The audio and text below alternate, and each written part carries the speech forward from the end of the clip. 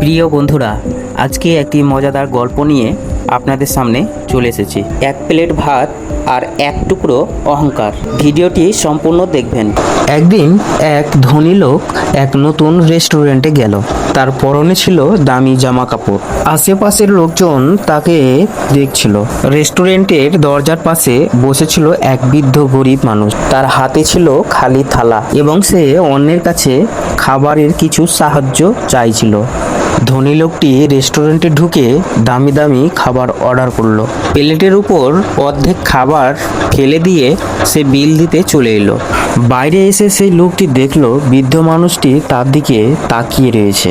লোকটি হেসে পড়ল, তুমি তো ভিখারি, কাজ করো না কেন?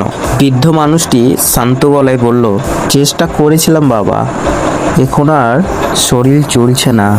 লোকটি হেসে বলল, তোমার ভাগ্যে যতটুকুনি আছে তুমি ততটুকুনি পাবে। তখনই রেস্টুরেন্ট থেকে এক ছেলে দৌড়ে এলো খাবার নিয়ে। চাচা, এই খাবারটি নিন। বৃদ্ধার চোখে পানি এসে গেল।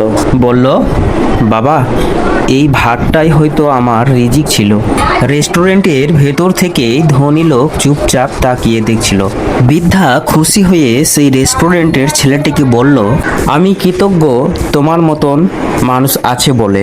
ধনী লোকটির তার মনে প্রশ্ন জাগলো, আমি এত কিছু কিনতে পারি কিন্তু ওই বৃদ্ধের মতন তৃপ্ত মুখ কেন আমার নেই? সেই দিন রাতে সে ঘরে ফিরে অনেক ভাবছিল তার ডাইনিংয়ে বসে।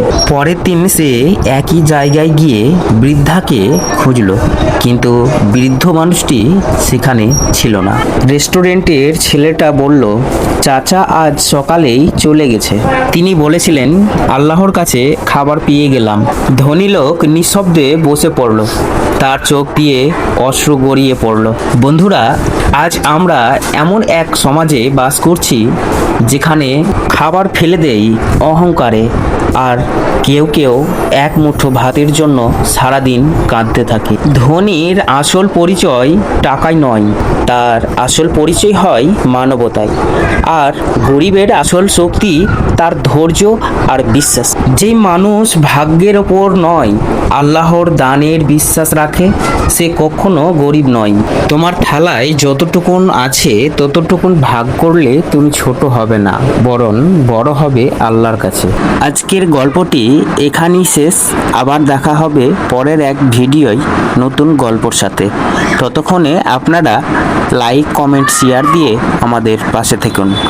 ভালো থেকো, সুস্থ থেকো। খোদা হাফেজ।